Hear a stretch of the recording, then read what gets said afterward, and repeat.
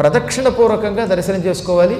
ఇప్పుడు కలియుగం కనుక ఈ జనాలు ఎక్కువైపోవడం వల్ల ప్రదక్షిణ లేదు కనుక డైరెక్ట్గా వెళ్ళగానే ఈశ్వరుని చూడొచ్చు. విశ్వేశ్వరుని చూడగానే సరిగ్గా విశ్వేశ్వరుడికి ఎదురుగుండా ఒక ఆయన ఉంటాడు. అక్కడికి వెళ్ళకపోతే అసలు కాశీ వెళ్ళిన దండగా. ఆయనకి దండపాణి అని పేరు. అసలు కాశీ వెళ్ళాక దండపాణిదే అధికారం.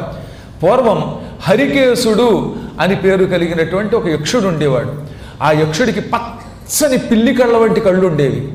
ఆ మహాత్ముడికి శివుడంటే పరమభక్తి కలిగి కాశీ వచ్చి నిష్ఠాగరిష్ఠుడై తపస్సు చేశాడు. అప్పుడు ఈశ్వరుడు మెచ్చుకొని ఏం వరం కావాలో కోరుకోమన్నాడు.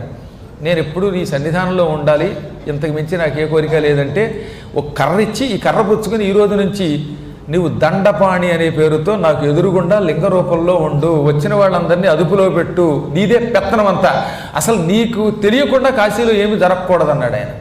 దండము అంటే కర్ర, చేతిలో కర్ర ఉండడం వల్ల దండపాణి అంటారు ఆయన్ని. ఆ దండపాణి సరిగ్గా విశ్వేశ్వరుడికి ఎదురుగుండానే ఉంటాడనమాట. ఆ లోపలికి వెళ్ళి కిందకి చూసి చక్కగా సుఖలింగము ఈ మొదలైన లింగాలు చూసి అప్పుడు దండపాణికి నమస్కారం చేయాలన్నమాట.